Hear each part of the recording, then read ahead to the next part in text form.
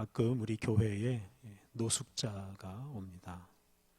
대개는 이제 구걸하러 오는데 1년에 한두 번씩은 예배당에서 잠을 자고 가기도 합니다. 그런데 그 노숙자들의 특징이 있는데요. 노숙자들은 짐이 없습니다. 사실 노숙자도 우리와 똑같은 사람입니다. 이 사람이 살기 위해서는 이것저것 필요한 물건들이 아주 많습니다. 우리가 사는 집에는 사는데 필요한 물건들이 참 많습니다. 주방에, 거실에, 서재에, 옷방에, 침실에 여러 곳에 우리가 필요한 물건들을 넣어놓고 삽니다. 그런 물건이 너무 많아서 사람 사는 집인지 물건 쌓아두는 창고인지 헷갈릴 때도 있습니다. 우리가 잠시 여행을 갈 때도 몸만 가지 않고 여행 가방에 이것저것 필요한 것들을 많이 넣어서 갑니다. 되게 여행 가방이 아주 무거워지는 경우도 있습니다. 그런데 노숙자는 1년 내내 바깥에서 살아야 하는데도 큰 여행 가방을 가지고 다니는 사람이 없습니다. 간단한 배낭을 메고 다니거나 아니면 배낭도 없이 그냥 옷주머니에다 필요한 것을 넣어가지고 다니는 노숙자들도 참 많습니다. 그래서 그런 노숙자들을 만날 때마다 너무 많은 물건을 소유하고 살고 있지 않은지, 너무 많은 짐을 쌓아놓고 사는 것은 아닌지 이런 반성을 하게 됩니다. 물론 노숙자들 중에 힘든 분들이 참 많습니다. 제대로 먹지도 못하고 제대로 치료받지도 못해서 건강에 문제가 많은 분들도 있고 정신적으로 많이 힘들어하는 사람도 있습니다. 그런데 그렇다고 해서 노숙자들이 다 불쌍한 것만은 아닙니다. 오히려 많은 물건을 소유하고 많은 짐을 쌓아놓고 사는 우리들이 불쌍한 사람일 수 있습니다. 왜냐하면 우리가 그 많은 물건을 구입하기 위해서 애써야 하고 또 그 많은 물건들을 관리하기 위해서 청소하기 위해서 수고를 많이 해야 하기 때문입니다. 그게 우리 인생의 짐이라고 할 수 있습니다. 좋은 옷을 사기 위해서, 좋은 물건을 사기 위해서, 좋은 집을 사기 위해서, 얻기 위해서 우리가 얼마나 많이 애를 쓰는지 모릅니다. 특히 집에서 살기 위해서 월세를 내거나 은행에 많은 이자를 부담하며 사는 사람들도 많습니다. 그게 다 우리 인생의 큰 짐입니다. 특히 기후위기 시대의 관점에서 보면 더욱 그렇습니다. 많은 물건을 소유하고 소비하는 생활이 이 지구에 얼마나 큰 해악을 끼치는지 모릅니다. 물건을 생산하는 과정에서 온실가스가 배출되고 우리가 쓰고 버린 물건, 즉 이 쓰레기가 지구를 더럽히고 파괴합니다. 그러니까 우리들이 이 지구에 지금 엄청난 부담을 주며 살고 있다는 말씀입니다. 반면에 노숙자들은 지구에 부담을 주지 않습니다. 우리는 날마다 옷을 갈아입고 그 옷을 빨아입느라고 많은 물과 많은 세제를 사용합니다. 근데 노숙자들은 1년에 한두 번 빨래할 뿐입니다. 그러니 물도 세제도 사용할 일이 별로 없습니다. 만약에 지구상의 모든 사람들이 노숙자처럼 산다면 이 기후위기 문제는 아주 쉽게 해결될 것입니다. 그래서 이 노숙자야말로 이 기후위기 시대를 살아가는 아주 모범적인 사람이라고 할 수 있습니다. 오늘 우리가 봉독한 베드로전서는 우리 그리스도인들을 이런 노숙자, 나그네와 같다라고 말하며 우리에게 권면합니다.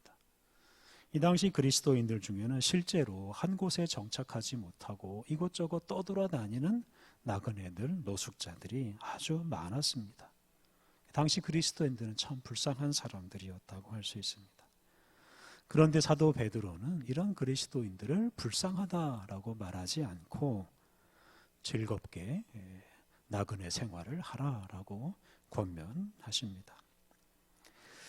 이 베드로전서는 그리스도인들이 박해받던 시대에 기록된 말씀입니다. 교회가 처음 세워질 당시에 그리스도인들은 그렇게 환영받지 못했습니다. 이상한 사람 취급을 받고 때로는 증오의 대상이 되어서 집단으로 학살당하는 일들도 있었습니다. 이 때문에 그리스도인들은 이제 늘 쫓겨다녔습니다. 그런 시대에 그리스도인들에게 소망을 주기 위해서 쓴 편지가 바로 이 베드로 전서입니다.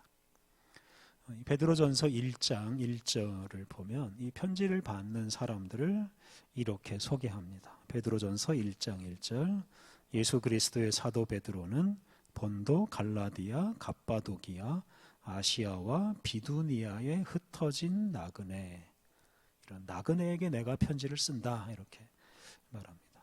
그래서 본도, 갈라디아, 갑바도기아, 아시아, 비두니아 이런 지명은 도시 이름이 아니고 이 지역 이름입니다. 뭐 강원도, 경기도 이런 것과 같은 말입니다. 당시 그리스도인들은 세계 여러 지역에 흩어져 살고 있었습니다. 어느 한 도시에 많이 몰려서 살질 못하고 여러 지역에 흩어져 살고 있었습니다. 특히 어느 한 곳에 정착해서 살지 못하고 이리저리 떠돌아다니는 그리스도인들이 많았습니다. 이 때문에 사도 베드로는 그리스도인들을 가리켜서 나그네라고 부른 것입니다. 앞서 말씀드린 대로 당시 그리스도인들은 당시 사회 주류 계층으로부터 인정받지를 못했습니다. 요즘 말로 하면 마이너리티, 소수자라고 할 수 있습니다. 이제 그런 의미에서 그리스도인들은 아주 불쌍한 나그네입니다. 그런데 사도 베드로는 불쌍한 나그네가 아니라 소망이 있는 나그네라고 말합니다. 베드로전서 1장 4절을 보면 이 나그네 그리스도인들의 소망이 나옵니다. 1장 4절 썩지 않고 더럽지 않고 쇠하지 아니하는 유업을 잊게 하시나니 곧 너희를 위하여 하늘에 간직하신 것이라. 썩지 않고 더럽지 않고 쇠하지 아니하는 유업, 이것이 바로 우리 그리스도인들의 소망입니다.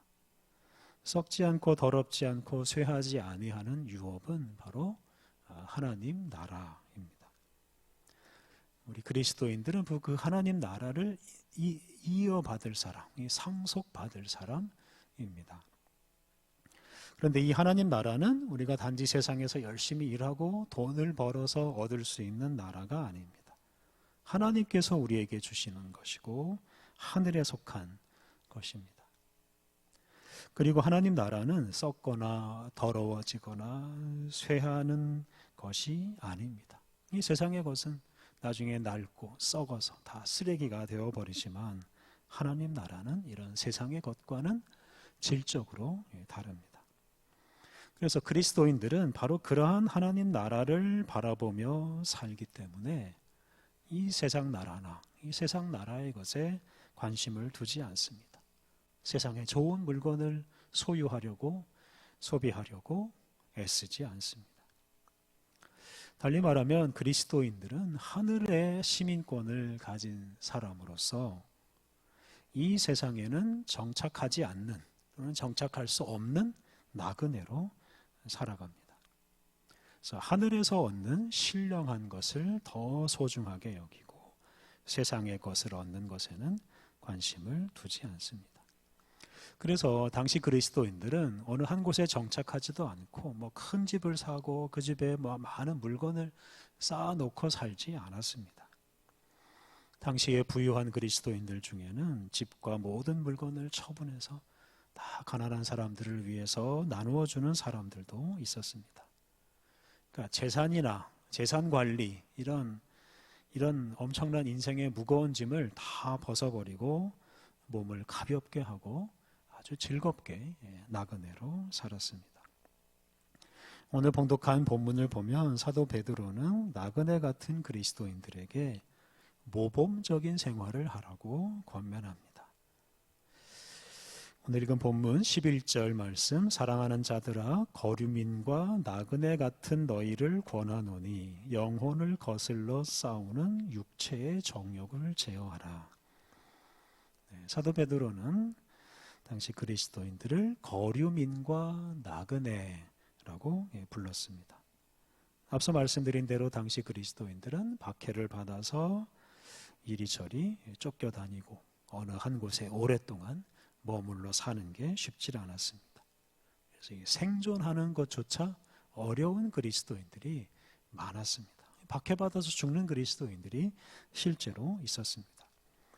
그런데 사도 베드로는 그런 그리스도인들에게 영혼을 거슬러 싸우는 육체의 정욕을 제어하라 라고 당부했습니다. 우리가 히브리서를 묵상할 때 말씀드린 대로 히브리서를 기록한 분은 박해를 당하는 그리스도인들에게 오직 믿음으로 살라라고 당부를 했는데 사도 베드로 역시 그와 비슷한 당부를 하고 있습니다. 사도 베드로는 비록 박해를 받으며 살지만 육체의 정욕을 제어하라라고 했습니다. 근데 육체의 정욕이라는 게 무엇이겠습니까? 가장 근본적인 육체의 정욕은 생존하는 겁니다. 살아남는 것입니다. 우리 사람들은 어떻게 해서라도 죽지 않고 살려고 애를 씁니다. 그런데 사도 베드로는 박해받는 그리스도인들에게 단지 그 박해에서 살아남으려고 애쓰지 말라라고 당부한 겁니다. 그런데 이 육체의 정욕대로 사는 것은 그 당시 그리스도인들을 박해하는 사람들의 삶의 방식이었습니다. 박해하는 자들은 대개 권력자들입니다. 그들은 권력을 가지고 약한 그리스도인들을 박해함으로써 자신들의 이득을 취하는 사람들이었습니다. 이 박해자들은 그들의 육체의 정욕을 위해서 다른 사람을 이용하고 미워하고 심지어 죽이기도 합니다. 그게 바로 육체의 정욕을 따라 사는 것입니다. 그들은 육체의 정욕을 따라 사느라고 큰 집을 짓고 창고를 짓고 그곳에 물건을 쌓아놓고 삽니다. 사도 베드로는 박해받는 그리스도인들에게 그런 사람들처럼 살지 말라. 그런 사람들로부터 살아남으려고 애쓰지 말라라고 당부하였습니다. 그리고 12절을 보면 더 적극적으로 그리스도인들이 해야 할 일이 나옵니다. 12절 너희가 이방인 중에서 행실을 선하게 가져 너희를 악행한다고 비방하는 자들로 하여금 너희 선한 일을 보고 오시는 날에 하나님께 영광을 돌리게 하려 함이라. 11절에서 말한 대로 그리스도인들은 마땅히 육체의 정욕을 제어하면서 살아야 합니다. 그리고 거기서 더 나아가서 이방인 중에서 선한 행실을 드러내서 이방인들하고 하여금 하나님께서 심판하시는 날에 하나님께 영광을 돌리게 해야 한다라고 권면합니다. 육체의 정욕을 따라서 단지 살아남기 위해서, 단지 살기 위해서 살지 말고 선한 행실로 하나님의 영광을 드러내라고 당부하였습니다.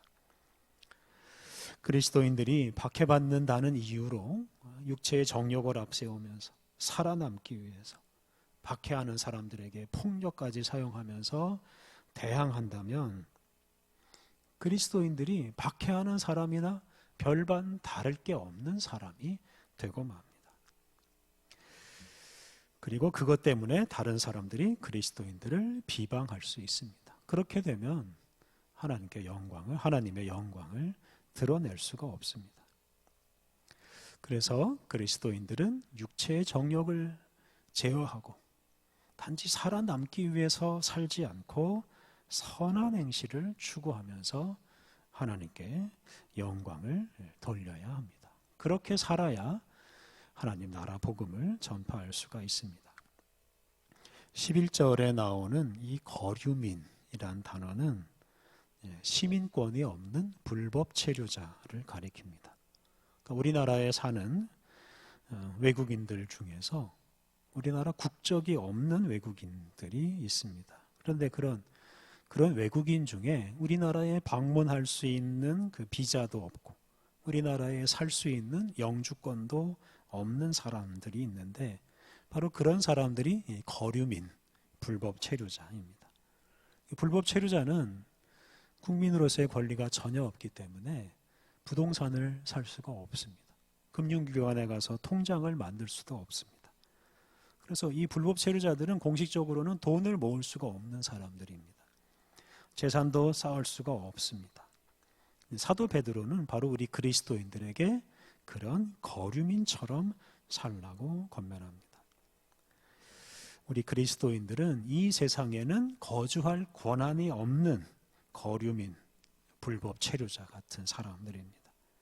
그래서 이 세상에 많은 재산과 물건을 쌓아놓고 그것을 영원토록 사용할 것처럼 사는 그런 사람들과는 다른 방식으로 살아가야 합니다.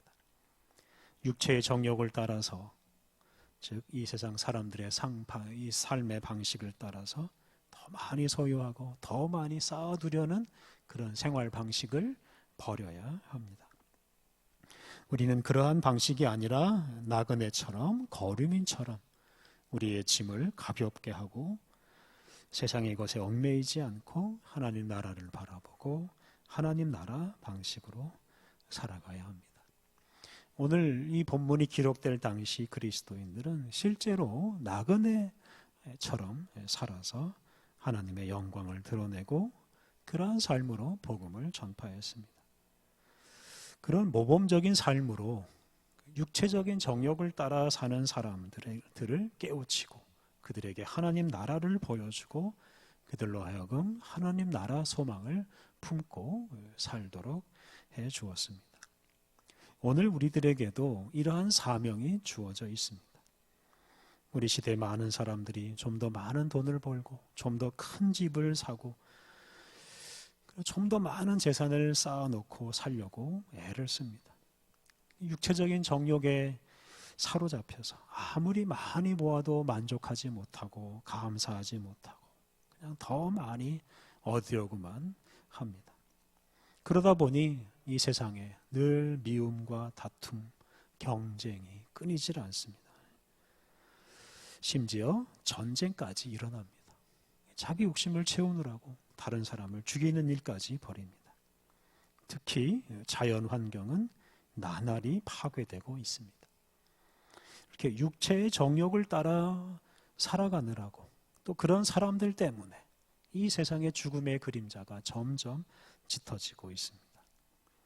이러한 시대를 우리가 어떻게 살아야 하겠습니까? 오늘 본문이 권면하는 대로 나그네로 살아가야 합니다. 우리는 이 세상에 정착해서 살 사람이 아니라 그냥 이 세상을 잠시 여행하는 사람입니다. 우리의 소유가 늘어나면 늘어날수록 우리의 짐이 무거워지고 우리의 이 신앙 여행은 점점 더 불편해질 것입니다. 그래서 우리의 짐을 가볍게 해야 합니다.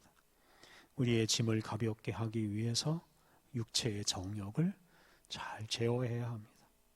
소유를 늘려가는 인생을 우리가 청산해야 합니다. 우리가 가진 것을 가난한 이웃에게, 고통받는 우리 피조물들에게 나누어 주어야 합니다. 우리가 이렇게 나그네로 살아갈 때 우리를 통해 하나님의 영광이 드러나고 세상 사람들에게는 복음이 전파될 것입니다. 다른 사람들이 소유를 늘려가는 인생은 이 무거운 짐을 지는 것과 같다라는 것을 깨닫게 하기 위해서 우리가 진정으로 나그네로 살아가기를 힘써야 합니다. 그렇게 다른 사람들이 우리 그리스도인들을 본받아서 육체의 정욕을 제어하고 인생의 짐을 가볍게 하고 살아갈 때 이 세상에 평화가 찾아오고 더러워지고 파괴되는 자연 환경은 다시 회복될 것입니다. 재벌가 사람들이 부러울 때도 있지만 불쌍하게 보일 때도 있습니다. 특히 그들이 재산을 지키려고 애를 쓰는 모습을 볼 때 그렇습니다. 재벌가 사람들의 가장 큰 사명이 무엇이겠습니까? 모아놓은 재산을 잘 관리하고 그 재산을 후손들에게 물려주는 것입니다. 그것 때문에 많은 불법을 저지르기도 합니다. 이렇게 범죄자가 되기도 하고 자기 인생을 제대로 살지 못하는 재벌가 사람들이 많습니다. 이렇게 평생 재산 지키는 일만 하는 사람, 자기 인생을 살지 못하는 사람, 얼마나 불쌍한 사람입니까? 그런 사람들보다 재산이 없어서 지킬 것이 없는 사람이 오히려 자유롭고 행복한 사람입니다. 사랑하는 성도 여러분, 세상의 것, 돈이나 재산에 얽매여 살지 마십시오. 우리가 상속할 하나님 나라를 바라보십시오. 하나님 나라에서 살아갈 소망을 품으십시오. 육체의 정욕을 잘 제어해서 우리 인생의 짐을 가볍게 하고 하나님 나라 백성답게 살아감으로써 이 세상 사람들에게 하나님 나라를 보여주고 이 세상을 하나님 나라로 변화시키는 그런 아름다운 인생을 살아가시기를 바랍니다. 기도하겠습니다. 하나님, 우리에게 산 소망, 하나님 나라 소망을 주시니 감사합니다. 하나님, 우리가 하나님 나라 백성으로서 이 땅에서는 나그네로 살게 하옵소서. 이 땅의 것에 얽매이지 않고 육체의 정욕을 제어하고 하늘을 바라보며 자유롭게 살게 하옵소서. 더 많이 소유하려는 육체적인 욕망을 제어하지 못하여 재물의 노예가 되고 주님이 창조하신 세계를 파괴하는 이들을 긍휼히 여겨 주옵소서. 하나님, 우리들이 나그네와 같은 삶으로 정욕을 추구하는 이들에게 하나님 나라를 보여주며 살게 하옵소서. 더러워지고 파괴되는 세상을 아름답게 회복시키게 하옵소서. 예수님의 이름으로 기도드립니다. 아멘.